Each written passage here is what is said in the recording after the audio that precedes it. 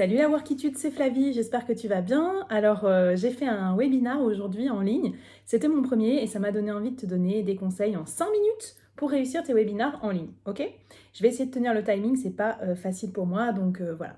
Alors, qu'est-ce qu'un webinar en ligne déjà? C'est une sorte de mini-conférence que tu vas donner en visioconférence à une audience, à tes clients, lors d'un événement par exemple. Et bien sûr, tu vas parler de toi et de ton expertise. Donc, déjà, les webinars, c'est bien. Si tu n'en as jamais fait, je t'invite vraiment à trouver un thème et à en faire un.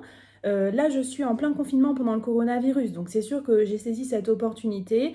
J'ai un propos, j'ai des idées, j'ai des expertises de proposer pour faire un webinar. Donc ça renforce ton expertise, ton autorité sur ton marché, qui est un des 6 principes d'influence pour mieux vendre, mieux se vendre, donc je te recommande. Ensuite, ça te fait peur, c'est normal. Moi aussi j'étais terrorisée, on l'est tous, surtout quand on fait des visios devant des gens qu'on ne connaît pas, on a peur d'être peut-être un petit peu pris à défaut, etc. Mais c'est bien, du coup, comme ça te fait peur, il faut le faire. Tu auras moins peur pour la prochaine fois, ça t'aura apporté des choses et c'est l'objet de mon tuto du jour. Je pense que ça m'a appris pas mal de choses ce matin, donc je partage avec vous. Ok?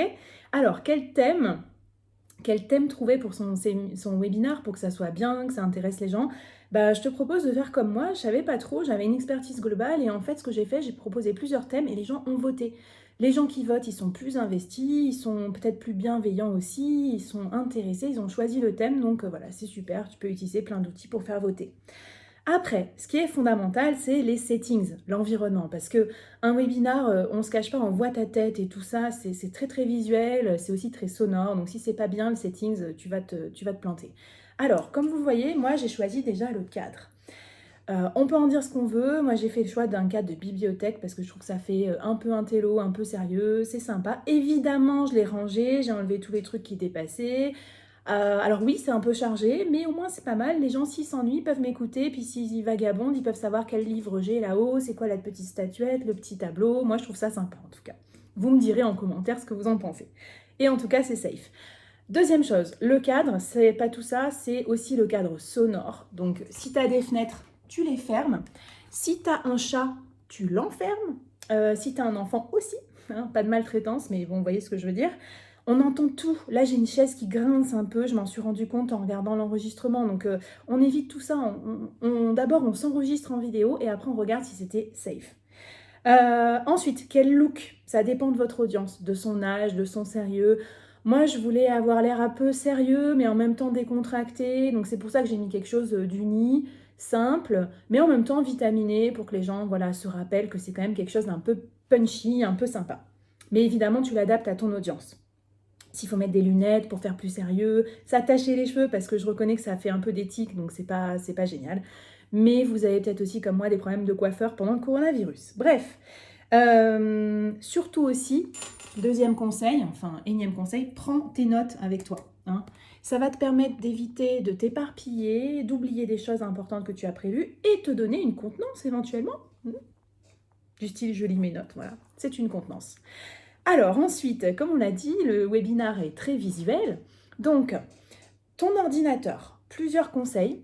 Je te conseille de le mettre relativement loin pour pas que tu prennes tout le cadre, hein, parce que c'est vraiment désagréable d'être collé à quelqu'un, même virtuellement. Par ailleurs, je te conseille aussi de le surélever avec un petit principe de livre que tu auras tiré de ta bibliothèque pour éviter le disgracieux effet de contre-plongée à cas triple menton. Ok? C'est quand même plus joli comme ça, c'est plus aéré.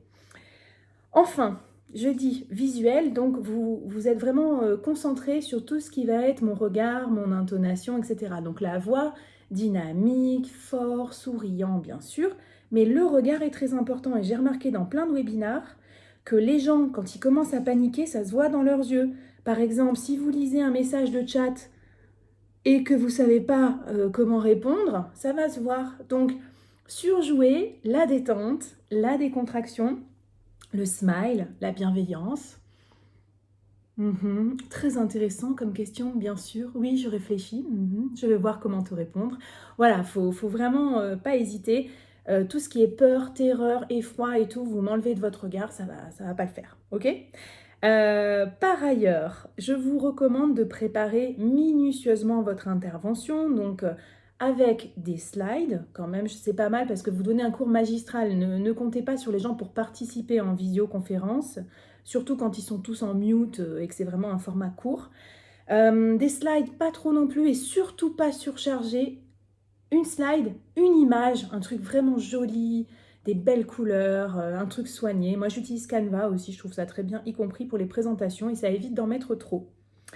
Je vous recommande de répéter le webinar avant en vous filmant. Comme ça, vous pourrez voir vos vilains défauts. Vous allez peut-être vous donner aussi une meilleure expertise, voilà, un meilleur professionnalisme et vous verrez si tout est bien en place autour de vous.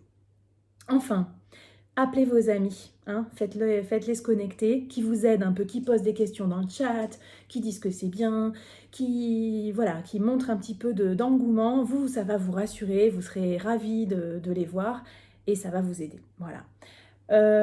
Pour faire participer les gens via le chat, c'est très bien, mais c'est aussi un peu tricky. Donc je vous déconseille de faire comme moi j'ai fait ce matin, ça n'a pas du tout marché. J'ai demandé trop de choses en fait, j'ai posé trop de questions. Et c'était peut-être des questions un peu trop profondes. Enfin, les gens, ils ne se sont pas sentis à l'aise pour participer tout de suite. Donc, une question à la fois. Et peut-être que même qu'une seule question, une question simple. Qu'est-ce que je peux faire pour vous aujourd'hui? En quoi je peux vous aider sur cette expertise X aujourd'hui? Sur un niveau de 1 à 5, quelle est votre connaissance du sujet? Voilà, un truc vraiment soft, les gens ils peuvent participer comme ça et vraiment des consignes claires. Voilà. Ensuite, quand vous avez fini votre webinar, vous demandez un débrief. Vous aurez quand même un débrief ultra positif de vos amis et tout. Il ne faut pas compter sur eux pour un débrief trop constructif. Donc, enfin, je veux dire avec les axes d'amélioration, quoi. Donc, vous regardez la vidéo. Ça va faire mal. Vous allez voir votre horrible tête, votre fond, votre truc fouillis. C'est pas grave, ça ira mieux plus tard. Vous gardez ça en mémoire et vous vous améliorez. Et une fois que vous serez au top, vous ferez des super webinars et vous ferez plein de pubs avant et après. Parce que c'est la pub aussi qui va permettre de créer le débat et d'encourager tout le monde à venir voir votre profil. Donc laissez les webinars en replay sur vos différents YouTube et vos différentes chaînes pour qu'on puisse les consulter. Voilà, c'était mes conseils, non pas en 1 minute, en 3 minutes, en 6 minutes, mais en 7 minutes pour réussir un webinar. Donc j'espère que ça vous servira. Et puis, je vous fais une bise. Et là, il y a mon chat qui miaule sur la fin. Donc, ça vous montre un peu voilà, comment soigner son cadre. Allez, le chat et moi, on vous embrasse. À bientôt la Workitude. Ciao.